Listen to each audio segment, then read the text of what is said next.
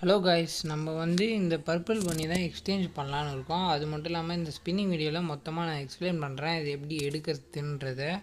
வாங்க வீடியோ உள்ளே போகலாம். நம்மக்கிட்ட 527 டைமண்ட் இருக்குது. அது மட்டும் இல்லாமல் 393 டோக்கன் இருக்குது. இதெல்லாம் போன ரிங்கி மிட்டில் ஸ்பின் போட்டு வச்சுருந்தது தான்.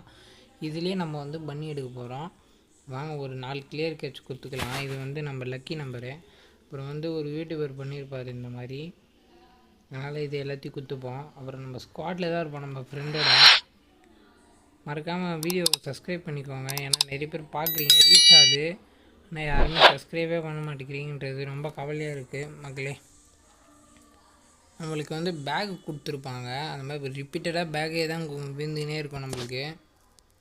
அதனாலே நம்ம அந்த பண்ணி எடுப்போமா இல்லையான்னு பார்ப்போம். வாங்க, கடைசி ஸ்பின்னு தான் ரொம்ப ட்விஸ்ட்டாக இருக்கும் பாருங்கள். 167 டைமண்ட் தான் இருக்குது.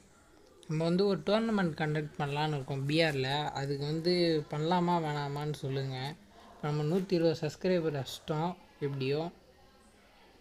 இது ஒரு 3 டோக்கனு. இதுதான் கட்சி ஸ்பின்னு. இதில் எடுத்தால் நம்ம பண்ணி எக்ஸ்சேஞ்ச் பண்ணிக்கலாம். இது இன்னும் நம்மளுக்கு 7 டோக்கன் தேவைப்படுது மக்களே. 7 டோக்கன் ஒரு ஸ்பின்னிங்க்கு கிடைக்குமா கிடைக்காதா?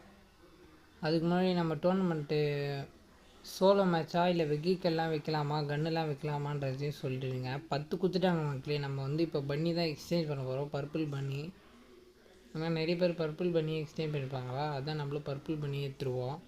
வீடியோ பிடிச்சி தான் மறக்காமல் சப்ஸ்கிரைப் பண்ணிட்டு பாருங்கள். ஏன்னா நிறைய பேர் சப்ஸ்கிரைபே பண்ண மாட்டேங்கிறீங்க.